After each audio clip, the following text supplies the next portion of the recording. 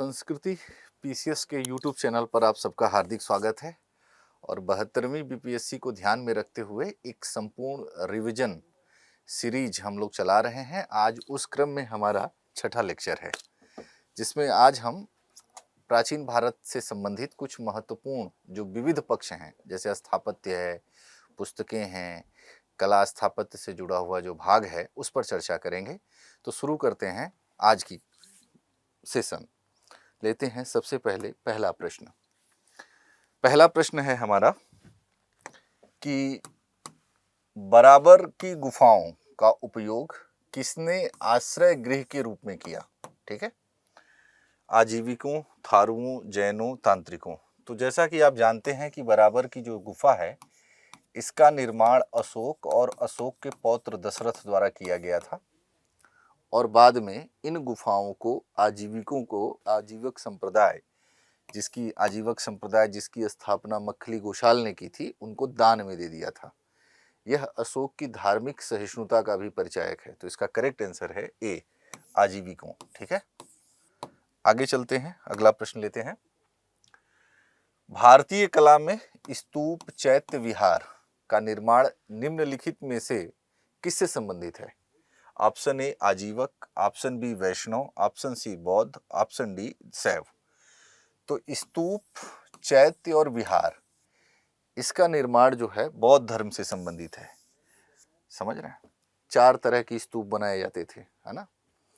और फिर जो है चैत्य, जो कि पूजा गृह होता था, विहार जहाँ की बौद्ध भिक्षु ये लोग रहते थे। ठीक है, तो बौद्ध धर्म से संबंधित है। इसका करेक्ट आंसर होगा सी। अगला प्रश्न लेते हैं।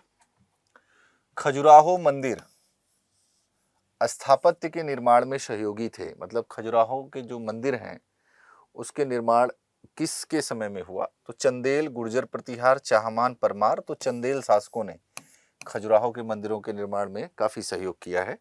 तो करेक्ट आंसर ए। ठीक है, अगला प्रश्न लेते हैं। कला की गांधार शैली निम्न समय में फली फूली। कुषाणों के समय, गुप्तों के समय, अकबर के समय, मौर्यों के समय। तो गांधार शैली का विकास मुख्यतः कुषाणों के समय में हुआ। ठीक है, तो करेक्ट आंसर इज ए, कुषाणों के समय कला की गांधार शैली का विकास हुआ। बुद्ध की प्राचीनतम प्रतिमा किस शैली में प्राप्त होती है। तो गांधार शैली में। तो करेक्ट आंसर ए, क्योंकि गांधार शैली कुषाणों के समय फली फूली और कनिष्क के समय में ही चौथी बौद्ध संगीति हुई थी, जिसमें कि बौद्ध धर्म स्पष्ट रूप से 2 भागों में बढ़ गया, हीनयान और महायान। महायान ने बुद्ध को क्या माना, देवता, है कि नहीं, और फिर उनकी पूजा करने लगा, है ना। तो गांधार शैली में उनकी मिलती है। तो correct answer is a.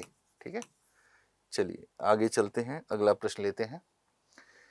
Jhansi, जो कि उत्तर प्रदेश में है, झांसी के पास देवगढ़ का मंदिर, देवगढ़ का दशावतार मंदिर, और इलाहाबाद प्रयागराज के पास गढ़वा मंदिर में बनी मूर्तियां किस कला के महत्वपूर्ण अवशेष हैं। मौर्य कला, गुप्त कला, राष्ट्रकूट कला, उपर्युक्त में से एक से अधिक, उपर्युक्त में से कोई नहीं। तो देवगढ़ का दशावतार मंदिर ये गुप्त काल से संबंधित है और पहला शिखर युक्त मंदिर है। तो इसका करेक्ट आंसर बी होगा। ठीक है, और प्रयागराज के पास गढ़वा मंदिर, ठीक है ना, तो गुप्त काल से संबंधित है। तो इसका आंसर होगा बी। अगला प्रश्न लेते हैं।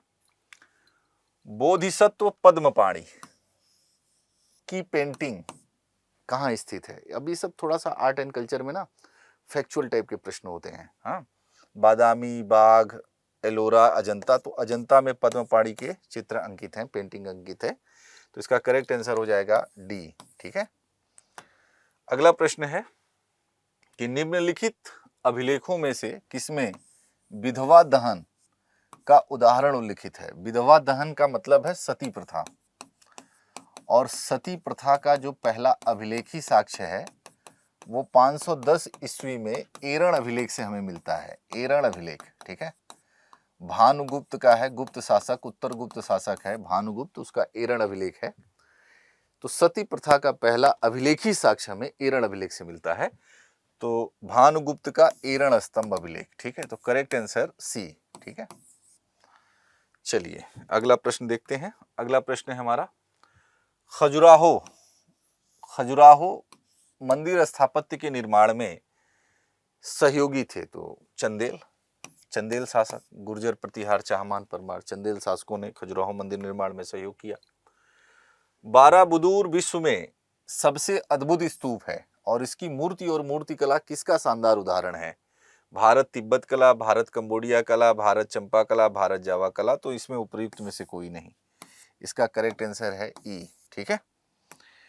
नेक्स्ट है कि चीनी स्रोत के अनुसार श्रीलंका के शासक मेघवर्मन ने गया में बौद्ध मंदिर बनाने की अनुमति के लिए निम्नलिखित में से किस गुप्त राजा के पास एक मिशनरी भेजा था? यह बड़ा महत्वपूर्ण प्रश्न है। चंद्रगुप्त द्वितीय, चंद्रगुप्त प्रथम, समुद्रगुप्त। तो समुद्रगुप्त के समय, तो इसका करेक्ट आंसर सी होगा। अगला प्रश्न है दक्षिण भारत, चोल, चालुक्य, पल्लव और संगम युग से। तो पहला प्रश्न है कि चोल वंश का संस्थापक कौन है? तो 9वीं शताब्दी में चोल वंश का जब पुनरुत्थान हुआ तो विजयालय के अंतर्गत हुआ। तो विजयालय, करिकाल, आदित्य प्रथम, राजराज प्रथम। तो इसमें Vijayalaya is correct answer, option A. ठीक है। दूसरा प्रश्न है कि चोल काल किसके लिए फेमस था, किसके लिए प्रसिद्ध था? तो चोल काल अपने स्थानीय सुशासन के लिए प्रसिद्ध था, लोकल सेल्फ गवर्नमेंट। ठीक है। तो ग्राम पंचायत है ना, तो करेक्ट आंसर इज ए, ग्राम पंचायत शासन या स्थानीय सुशासन के लिए फेमस था। अगला प्रश्न देखें, कौन सा मध्यकालीन भारतीय साम्राज्य व्यापक स्तर पर स्थानीय स्वशासन के लिए प्रसिद्ध है? तो चोल का, चालुक्य, चोल, सोलंकी, परमार। तो ऑब्वियस से चोल, तो करेक्ट आंसर इज बी। ठीक है। आगे चलते हैं, अगला प्रश्न लेते हैं। कैलाशनाथ मंदिर, ठीक है, किस वंश ने और किस राज्य में बनाया? तो कैलाशनाथ मंदिर का निर्माण पल्लवों ने करवाया है, तमिलनाडु राज्य में। तो करेक्ट आंसर सी। ठीक है, कांची का कैलाशनाथ मंदिर। निम्नलिखित में से कौन सा मंदिर कांचीपुरम में स्थित है? ठीक है, श्री वेंकटेश्वर स्वामी वारी मंदिर, श्री पद्मनाभ स्वामी मंदिर, अरुलमिगु रामनाथ स्वामी मंदिर, एकाम्बेश्वरार मंदिर। तो इसका करेक्ट आंसर डी है, एकाम्बरेश्वरार मंदिर। ठीक है, नाम थोड़ा सा दक्षिण भारतीय है। तंजावुर में बृहदीश्वर मंदिर का निर्माण किस राजा द्वारा करवाया गया? तो तंजावुर या तंजौर का बृहदीश्वर मंदिर या राजराजेश्वर मंदिर का निर्माण चोल शासक राजराज फर्स्ट ने कराया है। ठीक है, तो correct answer is a, Rajaraja first. चलिए अगला प्रश्न लेते हैं। निम्नलिखित में से चेर राजवंश की राजधानी कौन सी थी? कुरुवूर, करूर, कांचीपुरम, मदुरै। उपर्युक्त में से एक से अधिक। तो इसमें सही आंसर है करूर या कुरुवरूर। ठीक है, तो करेक्ट आंसर इज ए। अगला प्रश्न है हमारा कि निम्नलिखित राजवंशों में किसका उल्लेख संगम साहित्य में नहीं हुआ है? ठीक है, कदम्ब, चेर, चोल, पांड। तो जैसा कि आप जानते हैं कि संगम साहित्य के अंतर्गत 3 राजवंश हैं, जिसमें चोल, सुदूर दक्षिण में पांड और केरल वाले क्षेत्र में चेर राजवंश हमें दिखाई देते हैं। तो संगम वंश के अंतर्गत चेर, चोल, पांड्य। ठीक है, संगम का अर्थ है मिलन, तमिल विद्वानों का मिलन, जिसकी बैठक कहाँ हुई? पांड्य राज्य में। ठीक है, तो चेर, चोल, पांड्य आते हैं, कदम्ब नहीं है। तो ए हो जाएगा इसका आंसर, कदम्ब शामिल नहीं है। ठीक है, अगला प्रश्न लेते हैं। संगम युग में उरैयूर किस लिए विख्यात था? तो उरैयूर सूती वस्त्र उत्पादन का केंद्र था। ठीक है, उत्पादन से जुड़ा हुआ था। तो ए, मसालों के व्यापार का महत्वपूर्ण केंद्र नहीं, कपास के व्यापार का महत्वपूर्ण केंद्र। तो कपास तो कच्चा माल है ही है सूती वस्त्र के लिए। विदेशी व्यापार का महत्वपूर्ण व्यापारिक केंद्र, आंतरिक व्यापार का महत्वपूर्ण केंद्र। तो करेक्ट आंसर हो जाएगा बी। ठीक है, सूती कपास के व्यापार का महत्वपूर्ण केंद्र। अगला प्रश्न लेते हैं। दक्षिण भारत के मंदिरों के आकर्षक द्वार, ठीक है, क्या कहलाते थे? ये जो आकर्षक द्वार हैं वो क्या कहलाते थे? शिखर, गोपुरम, देवालय, मंडपम। तो प्रवेश द्वार को गोपुरम कहते हैं द्रविड़ शैली में। द्रविड़ शैली के दक्षिण भारत के मंदिर में भव्यता अधिक देखने को मिलती है इन कंपैरिजन टू उत्तर भारतीय मंदिर। उसका कारण है, दक्षिण भारतीय जो मंदिर हैं वो आर्थिक सामाजिक गतिविधियों के केंद्र हुआ करते थे। मंदिर बैंकिंग का काम करते थे, मंदिरों के पास तमाम तरह के शिल्प कार्यों से जुड़े हुए थे, है ना, तमाम सामाजिक समारोह, इन सब का आयोजन। तो दक्षिण भारतीय मंदिर में भव्यता अधिक दिखाई देती है। तो जो उनका प्रवेश द्वार होता था उसको गोपुरम कहते थे, जो कि बड़ा ही विशाल बनाया जाता था। ठीक है, तो करेक्ट आंसर इज बी। ठीक है, अगला प्रश्न लेते हैं। रोमन साम्राज्य से व्यापारिक संबंध किसने स्थापित किए? कुषाण, चेर, पश्चिमी शक, वाकाटक, है ना, उपयुक्त में से कोई नहीं, उपयुक्त में से एक से अधिक। तो इसका आंसर हो जाएगा बी। ठीक है, चेर। व्यापारिक संबंध स्थापित करने वाले चेर शासक थे। ठीक है, फिर कालांतर में आगे चल के, ठीक है, आगे है कि फारसी यात्री अब्दुर रज्जाक होना चाहिए। अब्दुर रज्जाक, अब्दुर रज्जाक भारत में किस राजा के समय में आया था? देवराय फर्स्ट, देवराय कृष्ण देवराय, देवराय द्वितीय, कृष्ण राय। तो देवराय द्वितीय के समय में आया था। करेक्ट आंसर इज सी, फारसी था। ठीक है, विजयनगर की यात्रा किया था। प्राचीन साहित्य एवं साहित्यकार, निम्न में से किस भारतीय दर्शन ने परमाणु सिद्धांत का प्रतिपादन किया? परमाणु सिद्धांत का, योग, न्याय, सांख्य, वैशेषिक। उपयुक्त में से कोई नहीं, उपयुक्त में से एक से अधिक। तो वैशेषिक मानता है कि परमाणुवाद का सिद्धांत देता है कि इस संसार का निर्माण परमाणुओं से हुआ है। ठीक है, तो परमाणुवाद का सिद्धांत देता है। तो करेक्ट आंसर इज डी। ठीक है, अगला प्रश्न है हमारा, कालिदास के कुमार संभव में किस पौराणिक चरित्र के जन्म की कहानी है? सनत कुमार, कार्तिकेय, प्रद्युम्न, अभिमन्यु। तो कार्तिकेय, शिव का कार्तिकेय के जन्म की कहानी है। तो करेक्ट आंसर इज बी। ठीक है, मुद्रा राक्षस का लेखक निम्न में से कौन है? अश्वघोष, विशाख दत्त, कालिदास, भास। तो विशाख दत्त की मुद्रा राक्षस। तो करेक्ट आंसर इज बी। ठीक है, अगला है कि मेगास्थनीज की पुस्तक का क्या नाम है? सब रिपीटेड सवाल है। तो मेगास्थनीज चूंकि चंद्रगुप्त मौर्य के सेल्यूकस निकेटर के राजदूत के रूप में चंद्रगुप्त मौर्य के दरबार में आया था। इसने एक पुस्तक लिखी थी जिसका नाम है इंडिका, और यह इंडिका अपने मूल स्वरूप में नहीं पाई जाती। ठीक है, कि नष्ट हो चुकी है, समझ रहे? तो परवर्ती काल के लेखकों से पता चलता है कि मेगास्थनीज ने अपने इंडिका में क्या क्या उल्लेख किया है। तो नगर प्रशासन है, सैन्य प्रशासन है, इन सब का उल्लेख हमें इंडिका में मिलता है।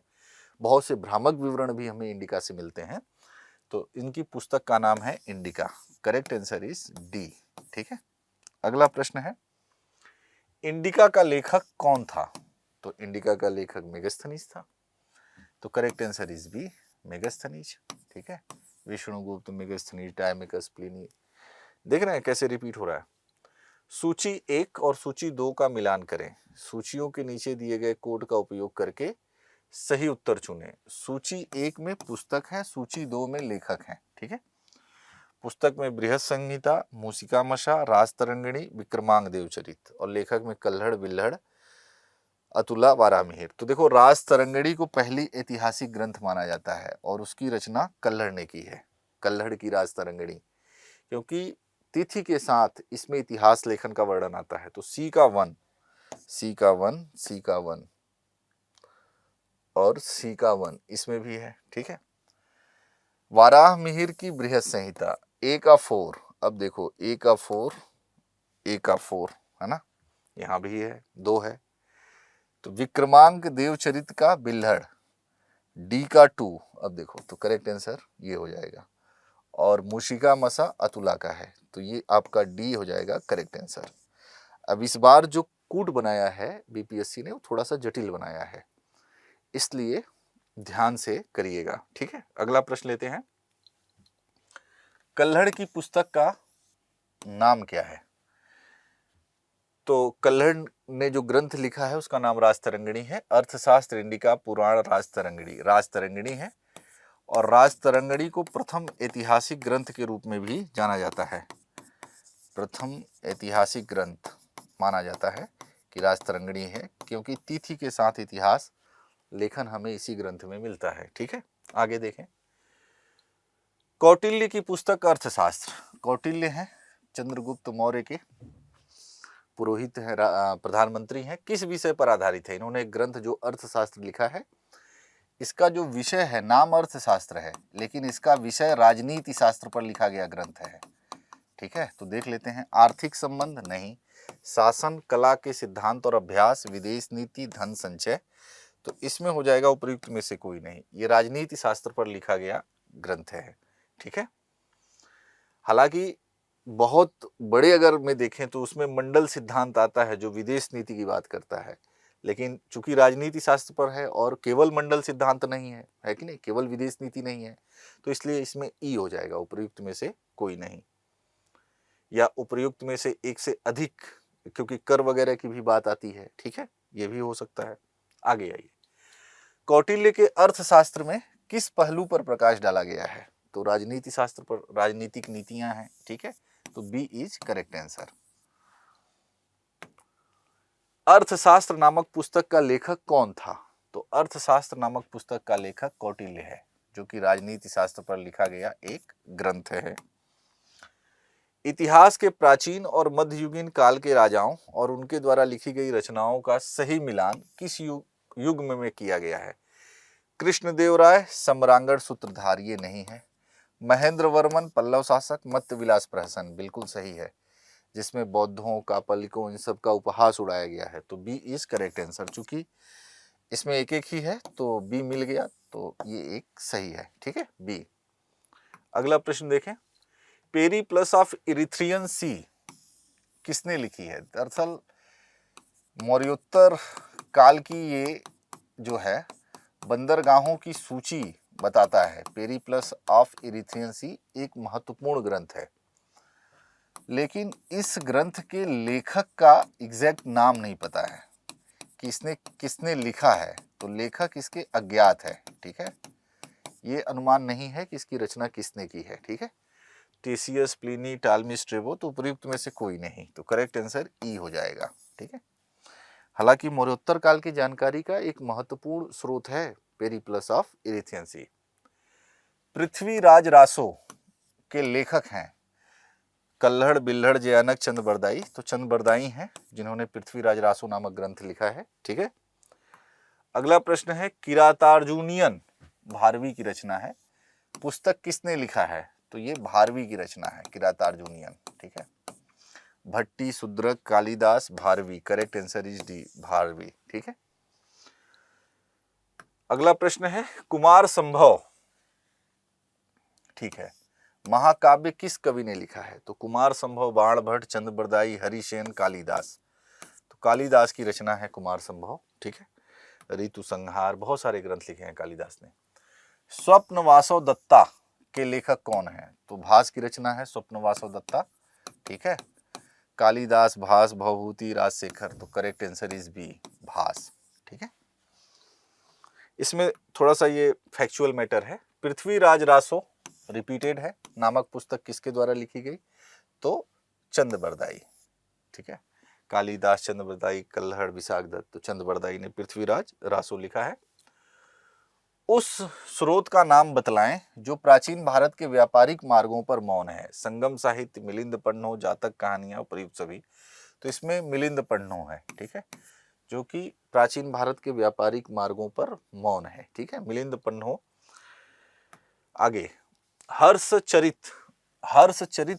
नामक पुस्तक किसने लिखी? आर्यभट्ट, बाणभट्ट, विष्णुगुप्त, परिमलगुप्त, तो बाणभट्ट ने लिखा है। ये हर्ष के बारे में इन्होंने लिखा है और कहा जाता है कि हर्ष महान था, बाणभट्ट ने उसे महानतम बना दिया। ठीक है ना, हर्षचरित में उन्होंने काफी कुछ हर्ष के बारे में लिखा है। ठीक है, अगला प्रश्न है, सूची 1 को सूची 2 से सुमेलित कीजिए। सूची 1 और सूची 2, तो चरक है, चरक का संबंध चिकित्सा से है। ए का 2, अब इसमें हम देख लें, एक से ही अब ये मिल गया। ब्रह्मगुप्त का संबंध गणित से है। वाराह मिहिर का संबंध ज्योतिष से है। विशाख दत्त मुद्रा राक्षस नाटक लिखे थे। ठीक है, तो डी का 3 हो जाएगा, तो करेक्ट आंसर हो जाएगा, सही उत्तर क्या हो जाएगा? बी। ठीक है, आगे, राजनीति की प्रारंभिक पुस्तक नीतिसार कामंदक ने लिखी है नीति सार, किसके द्वारा लिखी गई? तो चरक कौटिल्य कामंदक, कामंदक का नीति सार, सी इज करेक्ट आंसर। ठीक है, तो ये था हमारा आज का कार्यक्रम। और जो आर्ट एंड कल्चर का सेक्शन है, पुस्तकों का सेक्शन है जो विविध है, इसमें थोड़ा फैक्चुअल टाइप के सवाल रहते हैं, ठीक है ना।